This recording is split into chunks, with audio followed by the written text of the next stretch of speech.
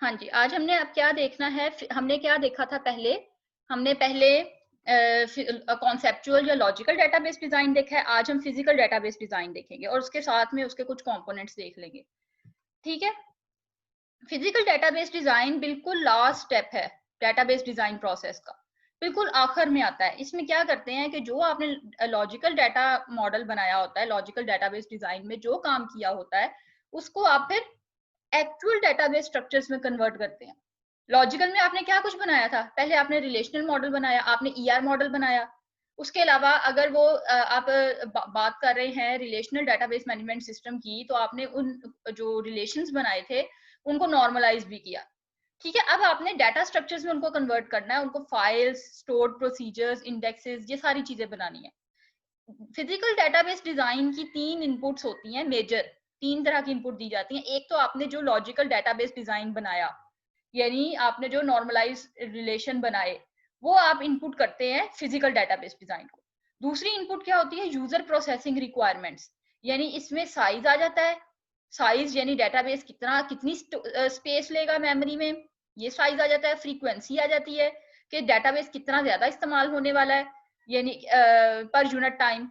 Response time आ जाता है, कितनी जल्दी रिस्पॉन्स देगा। सिक्योरिटी, बैकअप, रिकवरी, इन 3 टर्म्स का तो आपको पता होगा। ठीक है, ये सारी इनपुट दी जाती हैं फिजिकल डेटाबेस डिजाइन में। ये चीजें, इन चीजों को भी मद्देनजर रखा जाता है। फिर आ जाता है कैरेक्टरिस्टिक्स ऑफ डीबीएमएस।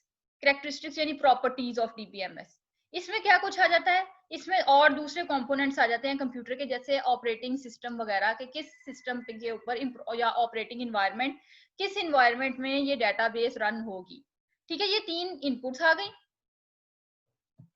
फिर नेक्स्ट आ जाता है data volume and it's storage. पहला, अब ये कंपोनेंट्स पे आ गए। अब हम पहला कंपोनेंट करने लगे हैं, data volume and it's storage. Important, बहुत इंपॉर्टेंट इशू है। क्या करना है आपने, एस्टिमेट करना है कि डाटा बेस में डाटा का वॉल्यूम कितना होगा, डाटा कितनी स्पेस लेने वाला है। सही है, और उसके यूजेज पैटर्न्स भी डेटाबेस के एस्टिमेट करना, अंदाजा लगाना कि ये इसका यूजेज पैटर्न क्या होगा और इसने मेमोरी में कितनी जगह लेनी है। अच्छा, ये एस्टिमेशन ऑफ डेटाबेस डिजाइन क्या है, use to select physical storage device, ताकि आप उसके मुताबिक अपनी फिजिकल स्टोरेज, जो फिजिकल स्टोरेज डिवाइसेस है ना, उसको सिलेक्ट कर सकें। कि आपको पता होगा कितनी डेटाबेस चाहिए, तो आप उतनी ही स्टोरेज लेंगे। सही है। Also use to estimate cost of storage, फिर आप इससे अपनी जितनी स्टोरेज ले रहे हैं उसकी कॉस्ट का भी अंदाजा लगा सकते हैं। जितनी ज्यादा स्टोरेज लेंगे उतनी ज्यादा कॉस्ट आएगी, जितनी कम लेंगे उतनी कम आएगी। सही है। फिर नेक्स्ट आ जाता है एस्टिमेशन ऑफ यूजेज पैटर्न्स।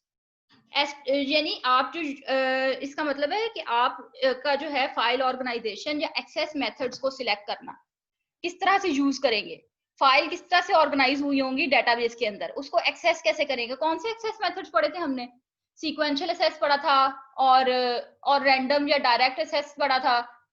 सही है, एक और पढ़ा था कोई इंडेक्स एक्सेस पढ़ा था। तो ये चीजें क्या है, ये एस्टिमेट करना है कि हम डाटा में फाइल्स किस तरह से ऑर्गेनाइज होंगी और उसको किस तरह से एक्सेस किया जाएगा। ये जो है डाटा फिजिकल डेटाबेस में डिजाइन में इसको एस्टिमेट किया जाएगा। Also use to plan for use of indexes, indexes का इस्तेमाल और डिस्ट्रीब्यूशन स्ट्रेटेजी का प्लान करना, ये सब भी डेटाबेस में फिजिकल डिजाइन में होगा, इसका कंपोनेंट है एक। नेक्स्ट आ जाता है डाटा डिस्ट्रीब्यूशन स्ट्रेटेजीज। अच्छा, बहुत सारे ऑर्गेनाइजेशंस जो हैं वो कंप्यूटर नेटवर्क के ऊपर अपना डाटा डिस्ट्रीब्यूट कर देते हैं। डिस्ट्रीब्यूट यानी फैला के रख देते हैं। तो डिस्ट्रीब्यूशन जो है, डाटा डिस्ट्रीब्यूशन प्रॉब्लम अक्सर फेस करनी पड़ जाती है फिजिकल डेटाबेस डिजाइन में। तो आपको डिसाइड करना पड़ता है कि कौन सी नोड में किस तरह का डाटा पड़ा हुआ है, कौन सा डाटा किस नोड के अंदर पड़ा है। आपको पता है ना नेटवर्क क्या होता है। अच्छा, ये देखें, ये आखिर में आपका यूजर है। सही है, ये यूजर है। फिर आपका यूजर किसके साथ इंटरेक्ट करता है, एप्लीकेशन प्रोग्राम के साथ। ठीक है, एप्लीकेशन प्रोग्राम के साथ इसने इंटरेक्ट करना है, और एप्लीकेशन प्रोग्राम के साथ पीछे जो है ना, ये डेटाबेस होती है।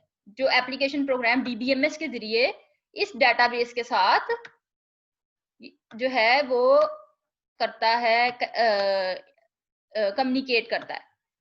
ठीक है, ये डीबीएमएस सॉफ्टवेयर होता है जिसके जरिए एप्लीकेशन प्रोग्राम में सारा एप्लीकेशन प्रोग्राम के जरिए रिक्वेस्ट की जाती है और application program database management system के जरिए क्या करता है।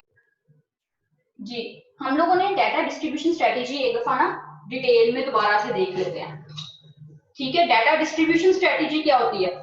डिस्ट्रीब्यूशन का जो लफ्ज है ना, क्योंकि ये थोड़ा सा ना डिटेल में आज कर लेते हैं, क्योंकि इसके बारे में ना अलग से क्वेश्चंस भी आ जाते होते हैं। तो इसलिए मैं कह रही थी कि वो जो आप लोगों ने अच्छा चलेगा, डाटा डिस्ट्रीब्यूशन का मतलब है डाटा को डिस्ट्रीब्यूट कर देना। ठीक है, डाटा बेस का डिस्ट्रीब्यूट होना। डाटा डिस्ट्रीब्यूशन स्ट्रेटेजीज में 4 तरह की आ जाती है। सबसे पहले देख लेते हैं सेंट्रलाइज क्या होती है।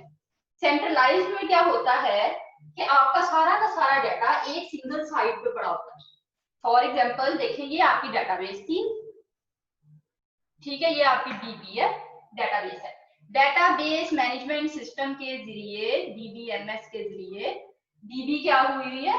एप्लीकेशन प्रोग्रामर के साथ, एप्लीकेशन प्रोग्राम के साथ कनेक्ट हुई है। ऐसा ही है। और फिर इधर कहीं यहाँ पे कहीं यूजर होता है जो कि इस एप्लीकेशन प्रोग्राम से डाटा इंसर्ट करता है, रिट्रीव करता है। ऐसा ही होता है ना। ठीक है, अब सेंट्रलाइज में क्या होता है कि ये जो डीबी होती है ना, यानी डाटाबेस होती है, ये सारा का सारा डाटा एक सिंगल साइट पे पड़ा होता है, एक जगह पे मौजूद होता है। सही है। इसका क्या फायदा है? इसका फायदा ये है कि इसमें डाटा को इंप्लीमेंट करना आसान है। डाटा इसके अंदर इंप्लीमेंट करना आसान है, लेकिन इसका प्रॉब्लम क्या है कि data not readily accessible at remote sites. ये रिमोट साइट है जहां पे यूजर बैठा होता है, यूजर रिमोट साइट पे बैठा होता है, यहाँ से इजीली एक्सेसिबल नहीं होता, क्योंकि एक ही डाटाबेस है, सब यूजर्स ने सबने यहीं से डाटाबेस को एक्सेस करना है। ठीक है, तो ये इसलिए हर कोई एक्सेस करने की कोशिश करेगा, तो इसलिए इसको आसान नहीं होता।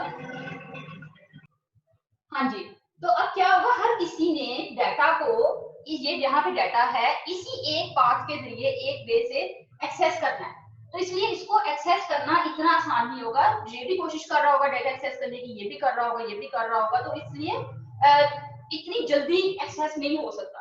अच्छा, इसमें क्या है, डाटा कम्युनिकेशन कॉस्ट हाई है। जाहिर है, एक ही पाथ है, इधर से ही हर यूजर ने, जो भी नया यूजर आएगा उसने इधर से ही इसको एक्सेस करना है, तो इसलिए इसका क्या होगा कि डाटा कम्युनिकेशन कॉस्ट इसकी ज्यादा आ जाएगी।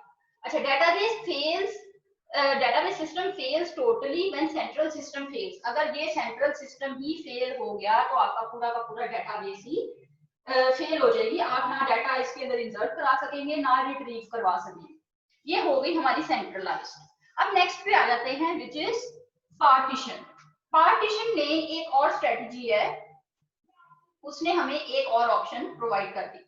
वो क्या कहता है कि डाटा को मुख्तलिफ पार्टीशंस में डिवाइड कर दो। फॉर एग्जांपल, ये आपका कोई डाटा था, आपने इसको डिवाइड कर दिया, हाफ हाफ कर दें, जिस तरह भी जिस तरह भी आप इसकी पार्टीशनिंग करना चाह रहे हैं, इसको पार्टीशन कर दें। पार्टीशंस को क्या फ्रेगमेंट्स भी बोलते हैं। फ्रेगमेंटेशन करना, इसको मुख्तलिफ फ्रेगमेंट्स में डिवाइड कर देना। ठीक है, हर पार्टीशन जो है वो एक अलग साइट पे पड़ी होगी। फॉर एग्जांपल, ये वाली पार्टीशन जो है ये इस साइड पे पड़ी है। ठीक है, ये वाली एक पार्टीशन इस साइड पे पड़ी है, मुख्तलिफ साइड्स पे पार्टीशंस पड़ी होंगी। ठीक है, अब क्या होगा कि डाटा जो है वो लोकली मूव होगा। देखिए, ये आप लोगों का फॉर एग्जांपल ये है एप्लीकेशन प्रोग्राम, मैं एप्लीकेशन प्रोग्राम को एपी लिख रही हूँ। ठीक है, एक यूजर ने एक एप्लीकेशन प्रोग्राम के जरिए एक जगह से लोकली डाटा एक्सेस किया। ठीक है, ये एक जगह से कर रहा है, तो एप्लीकेशन प्रोग्राम क्या करेगा, डाटा करीब तरीन वाली जो साइट होगी ना, वहां से डाटा लेके आएगा। पूरा का पूरा डाटा जो है करीब तरीन वाली साइट से लेके आएगा। जैसे ये है ना, ये इसके करीब था, इधर से डाटा उठा लिया। सही है, data becomes more easily accessible, easily access किया जा सकेगा। ठीक है, अब ये देखे ना, पार्टीशन हो गया, डाटा डिवाइड हो गया, तो डाटा जो है इसके कई रूट्स हो गए। ये वाला इस साइड, इस डाटाबेस से डाटा उठाना है, किसी यूजर को चाहिए रिट्रीव करना है, तो क्या होगा कि ये इस पाथ में से गुजर के जाएगा। ठीक है, इस साइड से उठाना है तो इस पाथ में से जाएगा। तो क्या फायदा हुआ कि सारे के सारे यूजर्स एक ही पाथ के ऊपर नहीं चढ़े हुए। सही है, ट्रैफिक नहीं इतनी हो रही, जिस यूजर को जहां से डाटा चाहिए, तो इसलिए थोड़ी ट्रैफिक रिड्यूस हो गई इस वजह से। नेक्स्ट आ जाता है, तीसरा है रेप्लिकेटेड डाटा। तीसरा है रेप्लिकेशन या रेप्लिकेटेड डाटा डिस्ट्रीब्यूशन स्ट्रेटेजी। इसमें क्या होगा, इसमें ये है, ये आपकी डेटाबेस थी, इस डाटा की एज इट इज और कॉपी कर ली, सेम कॉपी, फोटोकॉपी करें, ठीक है, सेम कॉपी कर ली और उस कॉपी को किसी और साइट के ऊपर डाटा रखवा दिया। फॉर एग्जांपल एक ये पहले तो था ना, सेम डाटा को पार्टीशन कर दिया, उसको डिवाइड कर दिया, आधा डाटा एक जगह, आधा डाटा एक जगह। अब क्या किया, अब इन्होंने किया है कि पूरे डाटा को कॉपी करके उसको दो जगहों पे रखवा दिया, दो अलग अलग जगहों पे, दो या दो से ज्यादा जितनी भी जगह हैं, ठीक है। अब क्या होगा कि इसकी वजह से लोकल एक्सेस तो आसान हो जाएगी, एप्लीकेशन प्रोग्राम के जरिए इसको एक्सेस करना है, एक यूजर ने जिस भी जगह से इसको एक्सेस किया है, तो वो चाहे तो इस डेटाबेस में से उठा ले, एक ऑप्शन है, चाहे तो इस डेटाबेस में से उठा ले, इससे ना उठाए, उसके पास ऑप्शंस हैं। अगर इस तरफ ट्रैफिक ज्यादा है इस रूट पे, तो इस रूट के ऊपर से डाटा उठा ले, डाटा रिट्रीव कर ले, डाटा को ट्रांसमिट करवा ले। अगर इस तरफ ज्यादा है तो किसी और तरफ करवा ले, जो उसके करीब करीब है, जहां पे ट्रैफिक कंजेस्शन कम है नेटवर्क के ऊपर, तो वहां से क्या होगा कि उस हिसाब से वो डिसीजन ले ले, ठीक है। इसका यही फायदा तो हो गया कि लोकल एक्सेस डाटा एक्सेस करना आसान हो गया, लेकिन इसका एक डिसएडवांटेज भी है कि अगर इस डेटाबेस में, ये सेम कॉपी है ना दोनों, अगर इसमें कोई चेंज आ जाती है तो वो चेंज इधर भी आनी चाहिए, अदरवाइज इनकंसिस्टेंसी अगर हो जाए। सही है, जो चेंज इधर आई है सेम चेंज उधर आनी चाहिए, जो अपडेट इधर किया है वही अपडेट इधर होना चाहिए। Updation problems replicated database distribution strategies में आ सकती हैं, ठीक है। अब चौथा आ जाता है, चौथा है हमारे पास हाइब्रिड अप्रोच। हाइब्रिड अप्रोच क्या कहती है, हाइब्रिड अप्रोच कहती है कि डेटाबेस को क्रिटिकल और नॉन क्रिटिकल पार्टीशंस में डिवाइड कर दिया जाए, क्रिटिकल एंड नॉन क्रिटिकल। अब क्रिटिकल क्या है और नॉन क्रिटिकल क्या है, पार्टीशंस का तो आपको समझ आ गई ना। पार्टीशंस क्या होता है कि एक डेटाबेस है, उसको डिवाइड कर दिया, पार्टीशनिंग कर दी, ये पार्टीशन हो गया। रेप्लिकेशन क्या थी, एक डेटाबेस है, उस पूरे के पूरे डेटाबेस डाटा की सेम कॉपी बना दी, ठीक है, सेम कॉपी हो गई। अब हाइब्रिड क्या कह रहा है कि इसको पार्टीशनिंग करनी है, लेकिन क्रिटिकल और नॉन क्रिटिकल सेक्शंस में, फ्रेगमेंट्स में, फ्रेगमेंट्स पार्टीशन ही होता है। नॉन क्रिटिकल क्या होते हैं, non critical stored at only one site, एक ही साइट में स्टोर होते हैं, पार्टीशन कर दी ओनली वन साइट। और क्रिटिकल क्या होते हैं, जो कि मल्टीपल साइट्स पे स्टोर हो सकते हैं, ठीक है। कैसे, फॉर एग्जांपल उसी तरह एक बॉक्स की तरह आपको मैं इमेज क्लियर करने के लिए, ये आपकी डेटाबेस है, डाटा है, आपने इसकी फ्रेगमेंट्स कर लिए, एक दो, ये दो फ्रेगमेंट्स कर लिए। आपने कहा ये फ्रेगमेंट जो है ना, ये फ्रेगमेंट आपका क्रिटिकल है, ये फ्रेगमेंट आपका नॉन क्रिटिकल है, और ये फ्रेगमेंट भी आपका नॉन क्रिटिकल है। अब आपने नॉन क्रिटिकल को डिवाइड करना है, डेटाबेस बनानी है नॉन क्रिटिकल की। आपने क्या किया, ये वाला फ्रेगमेंट पूरा का पूरा उठाया और इसकी एक डेटाबेस बना दी, ठीक है। ये वाला भी नॉन क्रिटिकल है, इसको उठाया, इसकी एक डेटाबेस बना दी। अच्छा, अब ये क्रिटिकल सेगमेंट था, क्रिटिकल फ्रेगमेंट था, आपने इस फ्रेगमेंट को उठाया और इसकी मल्टीपल बना सकते हैं, मैं इधर दो बना देती, एक ये बना दी, सेम इसकी कॉपी एक और है डेटाबेस, सेम कॉपी, जो इसके अंदर डाटा होगा वही इसके अंदर डाटा होगा, ठीक है। ये मतलब है क्रिटिकल और नॉन क्रिटिकल फ्रेगमेंट्स का। जो डाटा आपको लगता है कि बजाय इसके कि पूरे के पूरे डाटा को रेप्लिकेट कर दे, आप एक फ्रेगमेंट को, एक छोटे से पार्ट को रेप्लिकेट कर सकते हैं, ठीक है। जितना डाटा आप रेप्लिकेट करना चाहें उसे रेप्लिकेट कर दें, जो डाटा जो आपको लगता है कि बहुत ज्यादा इस्तेमाल हो रहा है उसे रेप्लिकेट कर दें, जो आपको लगता है कि एमबी बिला वजह स्पेस ही लेगा, रेप्लिकेशन की कोई जरूरत नहीं है और इसमें ऑपरेशन या ज्यादा है, कुछ बेसिक क्राइटेरिया, कुछ किसी बेस के ऊपर आप क्या कर सकते हैं कि क्रिटिकल और नॉन क्रिटिकल सेक्शंस को डिफाइन कर सकते हैं। इस तरह से आपका ये वाला topic file organization. File organization क्या कहता है कि techniques for storing data on storage device, कि डेटाबेस स्टोरेज डिवाइसेस के ऊपर डाटा को स्टोर कैसे करना है ताकि उसको इजीली रिट्रीव किया जा सके डाटा को जब भी जरूरत पड़े। System designer must recognize several constraints for selecting a file organisation.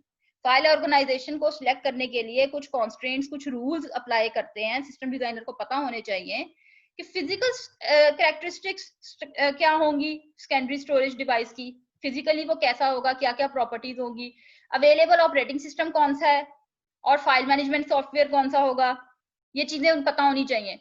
User requirements for storing and assessing data, user की क्या रिक्वायरमेंट्स है, इसके अकॉर्डिंग फाइल्स ऑर्गेनाइज की जाती हैं।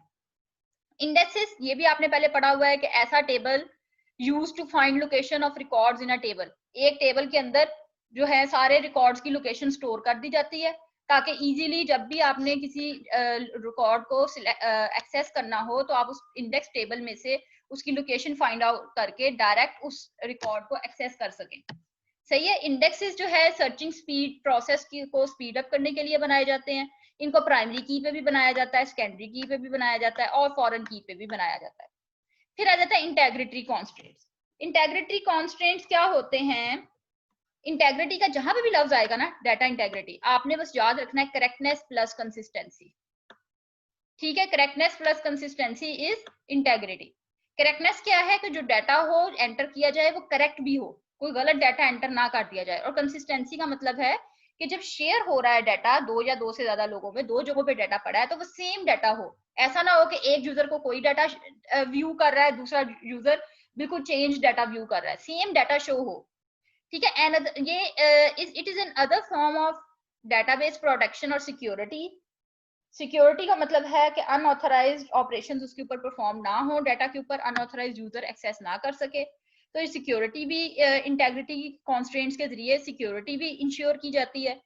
Concern with quality of data itself, कि डाटा की क्वालिटी जो है उससे ये कंसर्न करता है। अच्छा, maintain with the help of integrity constraints. Integrity constraints की मदद से इसको मेंटेन किया जाता है, यानी कुछ रूल्स लगाए जाते हैं। इंटेग्रिटी कॉन्स्ट्रेंट्स क्या होते हैं? ऐसे रूल्स जो कि डेटाबेस पे अप्लाई किए जाते हैं ताकि करेक्ट डाटा एंटर हो सके। जैसे आप लोगों को एग्जांपल बताई थी कि फॉर एग्जांपल CNIC आप लोगों ने कंप्यूटर में अपने डेटाबेस में एक फील्ड में एंटर करना है, तो आप इसके ऊपर इंटेग्रिटी कॉन्स्ट्रेंट लगा देंगे, इसके टोटल 13 डिजिट्स ही होने चाहिए। 13 ही होते हैं ना। ये फोन नंबर है तो फोन नंबर के कितने होते हैं डिजिट? 7, 8, 9, 10, 11 डिजिट्स ही होने चाहिए। ये आपने एक रूल लगा दिया एक तरह से। अब वो करेक्ट डाटा एंटर कर रहा है, अपना ही CNIC एंटर कर रहा है या नहीं कर रहा, बहरहाल ये चीजें तो नहीं देखेंगे, लेकिन ये देखा जाता है कि क्या जिस उस डाटा के जो रूल्स हैं वो सारे प्रॉपरली फॉलो किए जा रहे हैं या नहीं किए जा रहे हैं। अगर वो 13 की बजाय 12 डिजिट्स एंटर करता है, इसका मतलब है इनकम्प्लीट आपका CNIC है, तो फिर डाटाबेस उसको एंटर करने नहीं देगा, अलाउ नहीं करेगा। इस तरह के रूल्स बना दिए जाते हैं करेक्टनेस को, डाटा को करेक्ट डाटा एंटर करने के लिए। ठीक है। इसी तरह कंसिस्टेंसी के भी कुछ रूल्स होते हैं।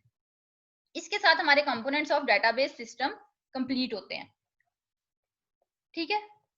अच्छा, फाइल ऑर्गेनाइजेशन ये भी हम पहले कर चुके हुए हैं एज अ कंपोनेंट। एक कंपोनेंट था फिजिकल डेटाबेस डिजाइन का, इसको जरा थोड़ा सा और डिटेल में देख लेते हैं।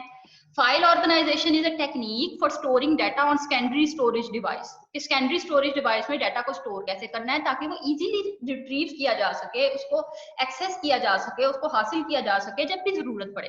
System designer must recognize several constraints. कुछ कॉन्स्ट्रेंट्स हैं, कुछ रूल्स हैं जिनको सिस्टम डिजाइनर को अपने माइंड में रखना चाहिए for selecting a file organization, कि कौन सी फाइल ऑर्गेनाइजेशन सिलेक्ट करनी है। उस वक्त ये रूल्स अपने दिमाग में होने चाहिए, उनको कंसीडर करना चाहिए।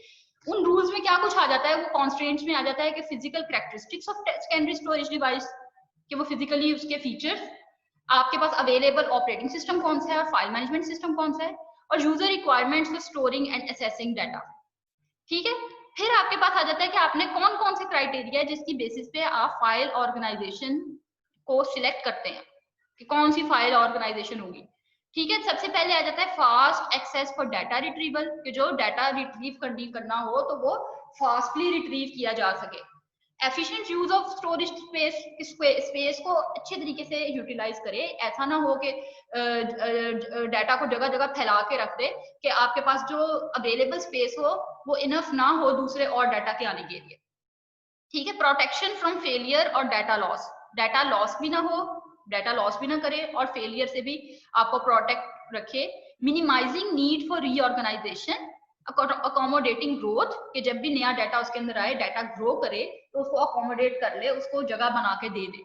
ठीक है, सिक्योरिटी फ्रॉम अनऑथराइज्ड यूज, और अनऑथराइज्ड यूजर के हथे ना चढ़ने दे डाटा को। ये फाइल ऑर्गेनाइजेशन की कुछ प्रॉपर्टीज हैं, कुछ क्राइटेरिया है जिसकी बेस पे फाइल, कौन सा फाइल सिस्टम आपके पास होना चाहिए। ठीक है, ये चीजें सारी डेटाबेस में देखी जाती हैं। फिर नेक्स्ट आ जाता है लास्ट, इम्प्लीमेंटेशन। इम्प्लीमेंटेशन कहता है कि डाटा सिस्टम उस वक्त इम्प्लीमेंट किया जाता है जबकि पूरा डाटाबेस डिजाइन हो जाता है और सुइटेबल डीबीएमएस को सिलेक्ट कर लिया जाता है। पहले डाटाबेस डिजाइन करना है, यानी आपने ईआरडी बना ली, उसकी जो भी डायग्राम्स वगैरह बनानी थी वो बना ली। फिर उसके बाद आपने एक और काम किया था नॉर्मलाइजेशन वाला, जो हम आगे अभी करेंगे, वो कर लिया। ठीक है, फिर उसके बाद आपने डीबीएमएस सिलेक्ट कर लिया कि आया आपने ओरेकल पे बनानी है, माईसीक्वल पे बनानी है, एमएस एक्सेस पे बनानी है। ये सारा कुछ डिसाइड करने के बाद आप डाटाबेस को इंप्लीमेंट करते हैं। पर्पस क्या होता है कि आप डाटाबेस को इंस्टॉल करें और उसको रन करके देखते हैं उस इन्वायरमेंट में, जिस इन्वायरमेंट के लिए बनाई गई होती है। ये करता कौन है? ये डीबीए करता है, यानी कि डाटाबेस एडमिनिस्ट्रेटर। इसको क्या कुछ चाहिए होता है? इसको एक सर्वर कंप्यूटर चाहिए होता है, इसको नेटवर्क एडमिनिस्ट्रेटर से कुछ सर्विसेज चाहिए होती हैं अगर आपने अपना डाटाबेस को ऑनलाइन करना है। ठीक है, अगर आपने उसको सर्वर के साथ कनेक्ट करना है यूजर्स को, तो नेटवर्क का भी इसमें जरूरत होगी। ठीक है, सिर्फ डाटाबेस अकेली नहीं, इसके अंदर नेटवर्किंग भी इन्वॉल्व हो गई। अच्छा, अगर ऑनलाइन है database, users share information through server, server के जरिए डाटाबेस सर्वर। अब ये सर्वर जो है ना, ये डेडिकेटेड सर्वर, यानी डाटाबेस सर्वर की बात हो रही है।